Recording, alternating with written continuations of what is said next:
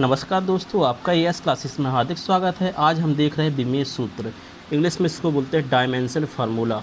मूल मात्रकों एवं व्युत्पन्न मात्रकों के बीच संबंध दर्शाने वाले सूत्र को विमेय सूत्र कहते हैं। इसको बोलते हैं विमेय सूत्र कहते हैं। तो एक्चुअल में ध्यान रखना, भौतिक राशि दो प्रकार की होती है, मूल राशि, व्युत्पन्न राशि। तो मूल राशि 7 कौन कौन सी होती है? पहली मान लो होती है लंबाई। तो लंबाई को दर्शाते हैं एल से। और द्रव्यमान की अगर बात करें तो द्रव्यमान को दर्शाते हैं एम से। और समय जो होता है, समय को दर्शाते हैं टी से। और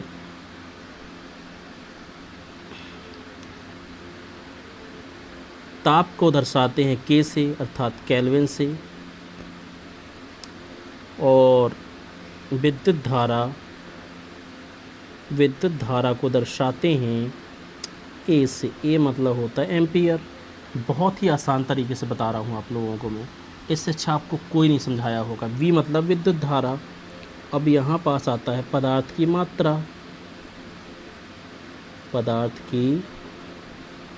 मात्रा।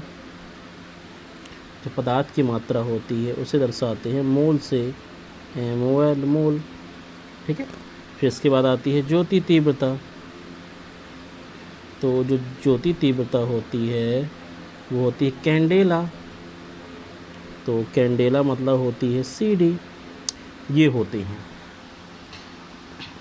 अब देखो, विमेय सूत्र लिखने के नियम। पहला नियम ये होता है कि हमेशा कोष्ठक के रूप में, ये मंझला जो कोष्ठक होता है बड़ा कोष्ठक के रूप में लिखते हैं। हमेशा विमेय सूत्र को बड़े कोष्ठक के रूप में रखते हैं। और हमेशा विमेय सूत्र में जिन राशियों को शामिल नहीं किया जाता उसकी घात को 0 की घात लिखते हैं। अब जैसे एक बात और ध्यान रखिएगा, हमेशा ध्यान रखना, लंबाई, चौड़ाई, ऊंचाई, लंबाई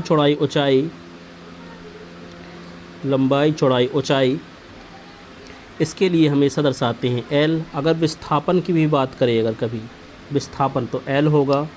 द्रव्यमान के लिए तो हमेशा M होता है। द्रव्यमान के लिए हमेशा M होता है, ध्यान रखिएगा। द्रव्यमान के लिए M होता है। ठीक है, ये बता चुका हूँ ऊपर। हमेशा विस्थापन, लंबाई, चौड़ाई, ऊंचाई के लिए L यूज़ करेंगे। और एक बात ध्यान रखना, दूरी के लिए भी L का यूज़ करेंगे। ठीक है, दूरी के लिए भी हम लोग L का यूज़ करेंगे। ठीक है। अब इसके बाद देखेंगे अपन कुछ विमेय सूत्र बनाने के नियम कैसे बनाते हैं। पहला नियम तो ये नियम होता है कि हमेशा जो विमेय सूत्र होता है उसे हमेशा बड़े कोष्ठक के रूप में लिखते हैं। ठीक है, हमेशा देखो ये बड़ा कोष्ठक बना हुआ है। और दूरी, विस्थापन, लंबाई, चौड़ाई, ऊंचाई के लिए हमेशा L लिखते हैं। ठीक है। अब देखो कुछ विमेय सूत्र, कुछ सूत्रों के बनाएंगे, कैसे बनाते हैं ये देखते हैं।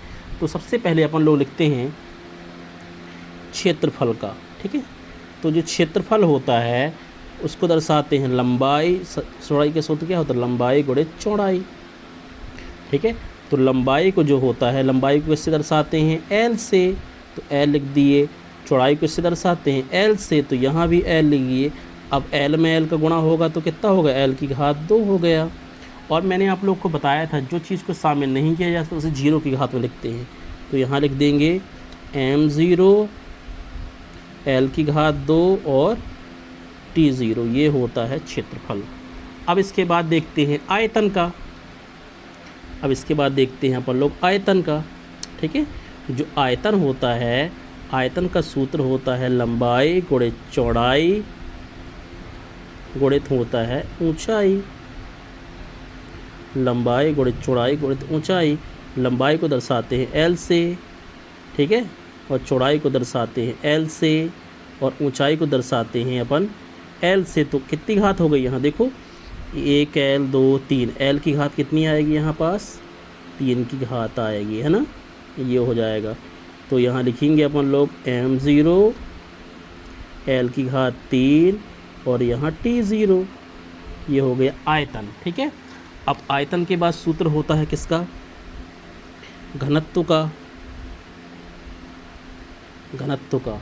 तो घनत्व का सूत्र होता है द्रव्यमान बटे होता है आयतन। ठीक है, तो जो घनत्व होता है द्रव्यमान का मैं बता चुका हूँ क्या होता है। द्रव्यमान को m से दर्शाते हैं, ये m हो गया। और आयतन क्या होता है, आयतन होता है l की घात 3। तो यहाँ l की घात 3 कर लीजिए आप लोग। ठीक है, फिर इसके बाद क्या करते हैं, यहाँ पास m जो होता है यहाँ ऊपर करते हैं तो l की घात -3 हो जाएगा और t की घात 0।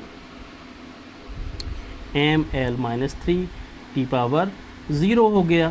ठीक है, अब इसके बाद अपन लिखते हैं वेग का। वेग, तो जो वेग होता है, वेग का क्या होता है, दूरी बटे समय होता है, दूरी बटे समय।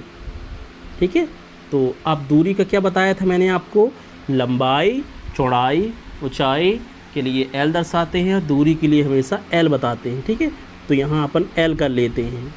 और समय कितना है यहाँ पास, समय है t। तो क्या करते हैं यहाँ पास, हमेशा एक बात ध्यान रखना, घात हमेशा ऊपर जाती है, एक की घात है तो ऋण में हो जाती है।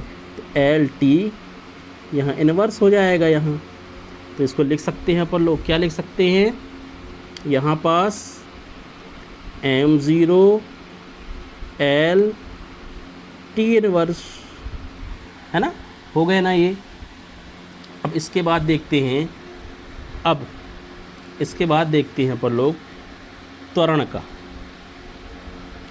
त्वरण का क्या होता है, वेग बटे समय। चाहो तो वेग को, चाहो तो यहाँ पर देखो वेग होता है, विस्थापन भी हो सकता है, विस्थापन लिखा जाता है एक्चुअली, विस्थापन बटे समय। ठीक है, तो वेग का क्या हो जाएगा, वेग का सूत्र लगा दो यहाँ पास, वेग का हो गया दूरी बटे समय। तो समय का समय में वर्ग हो गया, तो समय की घात 2 आ गई।